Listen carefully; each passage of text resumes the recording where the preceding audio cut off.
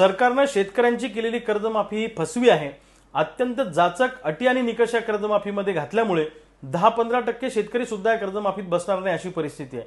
मुळामध्ये ही कर्जमाफी कर्जमुक्ती मिळवण्यासाठी आम्ही शेकडो गुन्हे अंगावर दाखल करून घेतलेले आहेत। अनेक वर्षापासूनची ही आमची लढाई आहे।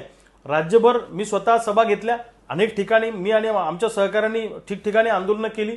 शेतकरी नेते एकत्रित आले, मोठं आंदोलन झालं, म्हणून सरकारला कर्जमाफीचा निर्णय घ्यावा लागला। परंतु सरकारने कर्जमाफीची घोषणा करून शेतकऱ्याच्या तोंडाला पानं पुसलेली आहेत। एका बाजूला केंद्र सरकारने 16 लाख कोटींचं उद्योगपतींचं कर्ज राईट ऑफ केलं, तेव्हा निकष आणि अटी शर्ती लावल्या नाही। मग शेतकऱ्यांना वेगळा नियम लावता आणि उद्योगपतींना वेगळा नियम लावता, हे चालणार नाही। आमच्यावर झालेलं कर्ज हे सरकारच्या चुकीच्या धोरणाचा परिणाम आहे। तुम्ही चुकीचे धोरण राबवले म्हणून आमच्या शेतीमालाला भाव मिळाला नाही, पर्यायाने आमच्यावर हे कर्ज झालं। आमचं कर्ज फेडणं ही सरकारची जबाबदारी आहे।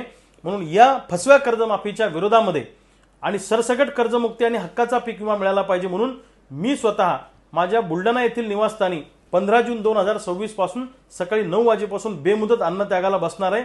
जोपर्यंत सरसकट कर्जमुक्ती होणार नाही, अटी शर्ती त्यातल्या काढल्या जाणार नाही आणि हक्काचा पीक विमा मिळणार नाही, तोपर्यंत मी अन्नाचा एक कणही खाणार नाही।